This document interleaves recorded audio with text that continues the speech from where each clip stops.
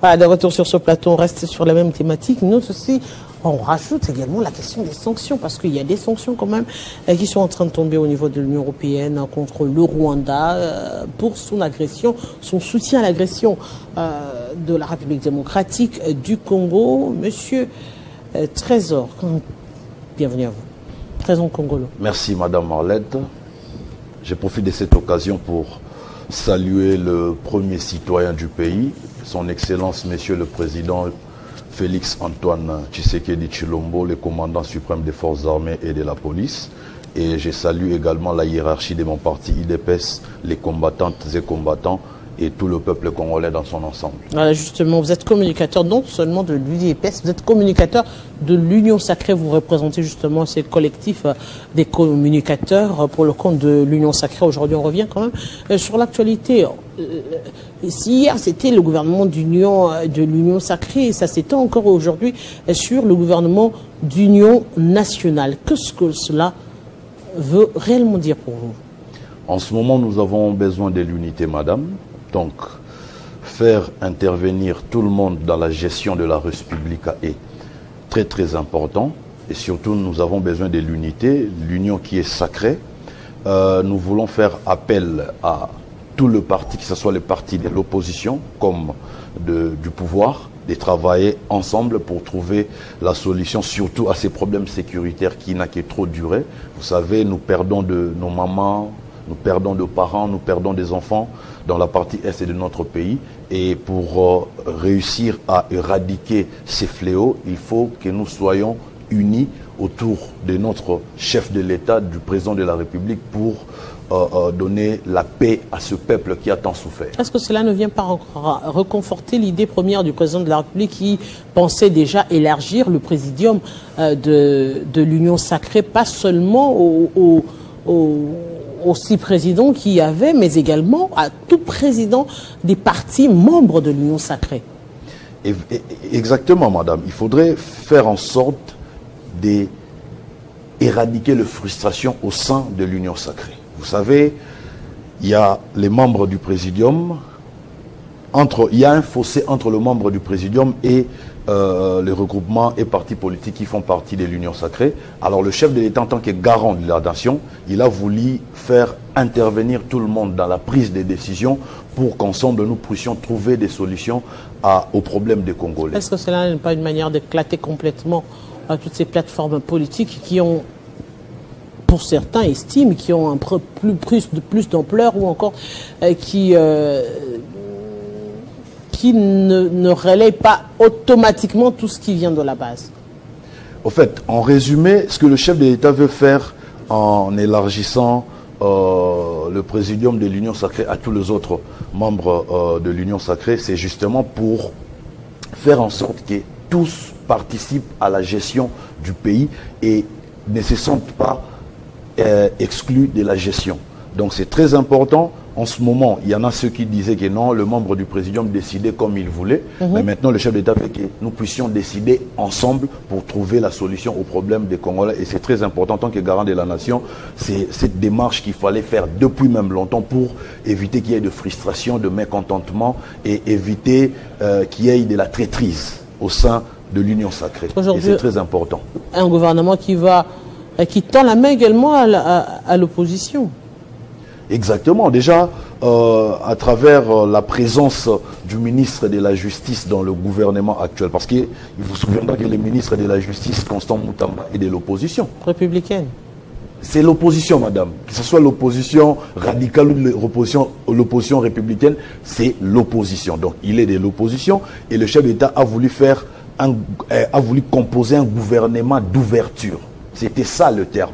Mais aujourd'hui, avec l'appel qu'il a fait dernièrement lorsqu'il a reçu le membre de l'Union Sacrée à la cité de l'Union africaine, ce qui veut dire que le chef de l'État veut intégrer tout le monde dans la gestion du pays et c'est très important pour éviter qu'il y ait de frustration. On parle aujourd'hui justement de cette rencontre avec les communicateurs. Apparemment, c'est plus les communicateurs des numériques qui sont pris en compte. Vous, les communicateurs des télé, radios, apparemment vous êtes toujours aux abonnés absents. Malheureusement, nous avons constaté qu'il y a une négligence dans le chef de ceux qui dirigent l'Union sacrée, pour ne pas parler du président de la République, parce qu'il y a des gens qui sont habilités à informer le chef de l'État sur le travail que font les communicateurs que nous sommes. Madame, vous savez, les communicateurs que nous sommes, nous faisons un grand travail. Et notre travail, c'est notamment de renforcer l'opinion publique. Notre travail, c'est de façonner l'opinion publique et de renforcer la légitimité des dirigeants. Et négliger les communicateurs que nous sommes peut entraîner de graves conséquences. Mais quand on parle de communicateurs, vous êtes répartis de quelle manière? Parce que je peux finir avec mon idée, s'il vous plaît. Cela peut créer un fossé entre les dirigeants et le peuple. Alors, pour éviter qu'il y ait la méfiance et les incompréhensions, pour éviter que les rumeurs et la désinformation puissent proliférer, tout en déstabilisant l'autorité du chef et la légitimité des dirigeants, nous intervenons pour informer les peuples, faire comprendre au peuple les actions réalisées par le chef de l'État pour son bien, et notre travail a produit les effets, tels que les plus de 70% engagés par le chef de l'État lors des dernières élections. C'est notamment grâce à notre travail. Et là, nous apprenons que le chef de l'État va recevoir les communicateurs numériques, entre guillemets. Que font les communicateurs numériques si ce n'est de publier nos interventions? Nous intervenons et ces communicateurs numériques publient nos vidéos. Pourtant, nous prenons le risque à visage découvert de défendre le régime, de défendre le chef d'État, de défendre nos partis politiques, bref, l'Union sacrée en général. Et on veut donner de la valeur aux communicateurs numériques et c'est là au détriment des communicateurs, de vrais communicateurs que nous sommes. Par exemple, moi qui suis devant vous, madame, je suis détenteur d'un compte TikTok de plus de 20 000 abonnés. Je suis détenteur d'une page Facebook de plus de 100 000, de presque 100 000 abonnés. Donc, une fois j'ai fini de communiquer à la télé, je prends également ces contenus, je les publie sur mes réseaux sociaux. Donc, j'ai fait un double travail. Donc, je peux dire que je suis plus important que ces communicateurs numériques qui seront reçus ce mercredi, sauf changement des dernières minutes par le chef de l'État. Pourquoi nous sommes négligés à ces points pendant que nous faisons un grand travail? Dernièrement, nous avons été reçus par le secrétaire général et président intérimaire de l'UDPS qui nous avait dit que nous puissions retourner auprès de nos partis politiques, afin que les dirigeants de nos partis politiques puissent envoyer nos noms et confirmer qu'ils sont toujours avec le chef de l'État. Cette question. Et après, nous avons été également reçus par le secrétaire permanent de l'Union sacrée, le professeur Mbata. Mais on est étonné d'apprendre que ce sont les communicateurs numériques qui seront reçus, pendant que nous avons été reçus par deux responsables de l'Union sacrée. Donc, j'ai cité le secrétaire général Augustin Kabouya et le secrétaire permanent. D'où cette question de savoir comment est-ce que la structure s'organise, parce que c'est vrai, en vous renvoyant, ça veut dire qu'il faudrait qu'il y ait une organisation comme telle, c'est-à-dire déjà au niveau des communicateurs. S'il y a un collectif, s'il y a un comité mis en place, ça se passe comment? Vous êtes organisé comment? Nous sommes organisés en groupe. Et nous, notre groupe, nous sommes près d'une trentaine de communicateurs. Et nous avons notre comité de direction. Moi qui suis devant vous, je suis le troisième vice-président chargé de la stratégie et de la discipline. Donc nous sommes bien organisés. Le problème maintenant, c'est que nous renvoyer auprès de nos partis politiques, c'est comme ignorer tout le travail que nous avons abattu durant 7 ans.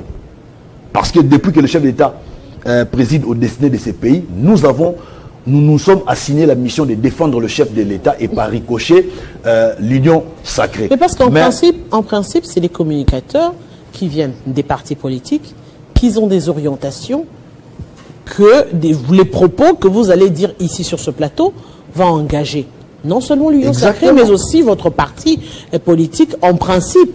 Parce que si aujourd'hui, par exemple, vous déroutez au niveau de l'Union sacrée, il faudrait qu'on identifie c'est quel communicateur. Est-ce qu'il a été délégué par son parti politique? Est-ce qu'il a été mandaté justement pour cela?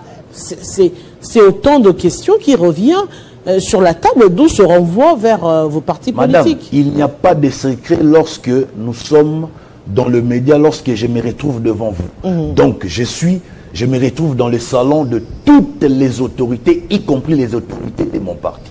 Si je ne suis pas habilité à communiquer au nom de mon parti, le parti doit me rappeler immédiatement. Si le parti ne l'a pas fait durant 7 ans, c'est que le parti a cautionné, a consenti mes interventions et la défense que je prends pour mon parti et pour l'Union Sacrée. Donc, ce qui veut dire que aujourd'hui, nous renvoyer auprès de nos partis politiques, c'est comme si on ne veut pas de nous. Simplement parce qu'ils savent qu'il faudrait entretenir les communicateurs, prendre en charge les communicateurs, parce que pendant 7 ans, nous avons dépensé nos propres moyens financiers pour défendre l'Union Sacrée, défendre le président de la République. Et quand nous voyons, par exemple, que la première dame, Denise Nyakero, reçoit les journalistes et les communicateurs qui insultent les régimes à la longueur des journées... C'est les journalistes, il ne faut pas dire qu'ils s'il vous plaît. Les journalistes analysent, ils sont pro vous ou ils sont contre vous, ou ils analysent simplement. Il y en a certains qui sont des radicaux qui passent leur temps à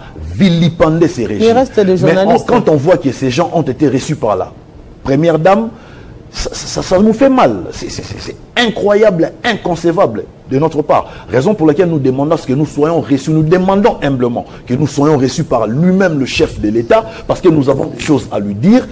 Pendant 7 ans, nous avons dépensé nos moyens, nous avons mouillé les maillots pour ces régimes. Et pour nous recevoir, je ne sais pas quel est cet obstacle qui nous bloque. Parce que quand le chef d'État reçoit même les comédiens, le chef d'État reçoit les étrangers, reçoit les nationaux, les comédiens, les artistes, les humoristes. Mais pourquoi pas nous qui mouillons le maillot pour ces régimes? Nous qui démontrons chaque fois les réalisations du chef de l'État auprès de son peuple. Raison pour laquelle j'ai dit négliger les communicateurs que nous sommes est une démarche suicidaire, car nous façonnons l'opinion publique, nous renforçons la légitimité des dirigeants, et nous négliger, c'est carrément une démarche suicidaire, car les régimes peuvent sombrer.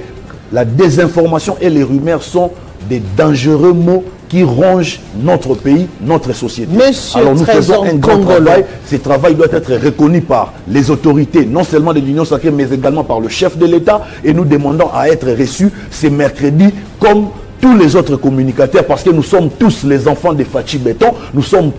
Nous défendons tous les présidents de la République. Nous méritons d'être reçus, car nous travaillons d'arrache-pied pour que ces régimes retrouvent son blason longtemps terminé.